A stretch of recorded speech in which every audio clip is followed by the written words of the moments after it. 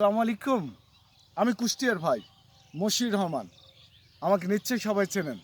আমি আপনাদের দুয়ায় সেই সোনার হরিণটা পেয়ে গেছি, যেটা অনেক ভাই বোন এখনও পাননি। আমি তাদের জন্য দোয়া করি, তারা যেন খুব তাড়াতাড়ি আমার মতো কন্টিনিউ মনিটাইজেশন পেয়ে যায়। কি বলেন? আজকে আমি একটা প্রত্যন্ত গ্রামে এসেছি আপনাদের একটা অসাধারণ একটা জিনিস দেখাবো, যেটা 90 সালে আমরা দেখেছি। 90 দশকে মানুষগুলো আমরা এই জিনিসগুলো দেখেছি। এক সময় কিন্তু টিউবওয়েল ছিল না, আপনারা অনেকেই জানেন।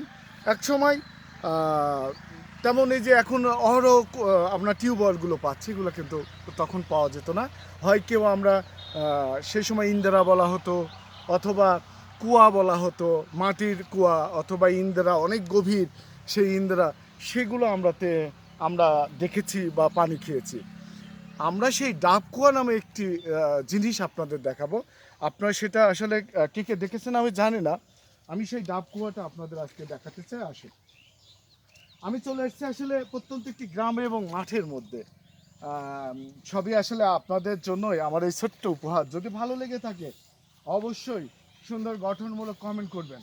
দেখুন, এই ডাব কুয়া তে এসে, ডাব কুয়া দেখতে এসে দেখুন একটা অসাধারণ, দেখুন একটু কাছে আনি।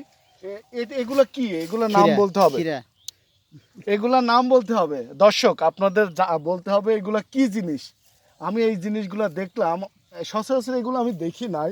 দেখুন আরেকটা দেখি, আমি একটা জমিতে আসছি, দেখুন। ওরে বাবা, একটু কাছে থেকে দেখাই আমার দর্শককে। দেখুন বিশাল একটা, বিশাল। আমি তো অবাক হয়ে যাচ্ছে, আমি এত বড় শশা দেখি নাই, এত বড় এত বড়। এটা সম্ভবত বীজ বীজ তারা করার জন্য রাখছে আমার ধারণা। অনেকগুলো এখানে দেখেন, অনেকগুলো জমিতে দেখা যাচ্ছে, তাই না? তো আমরা এই যে অসাধারণ একটি জিনিস দেখালাম, এইবার দেখাবো যে জিনিসটা, সেটার নাম কি আপনাদের বলতে হবে। যারা 90 দশকের আমরা যারা আছি তারাই হয়তো বলতে পারবো, তাছাড়া এটা আসলে কেউ বলতে পারবে না। দেখুন তো এটা কি, এটা একটু আমরা একটু দেখানোর চেষ্টা করি। আমি এটা দেখতে পেলাম, দেখুন এটা একটু দেখাই,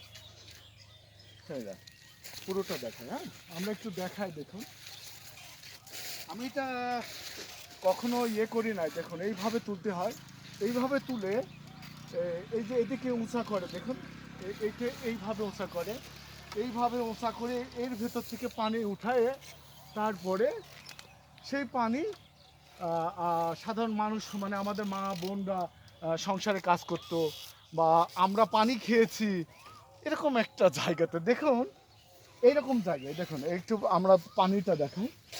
এইরকম একটা বড় জায়গা থাকতো, সেখানে পানি জমা থাকতো, সেখান থেকে পানি উঠাই আমাদের মা বোনরা কাজ করতো।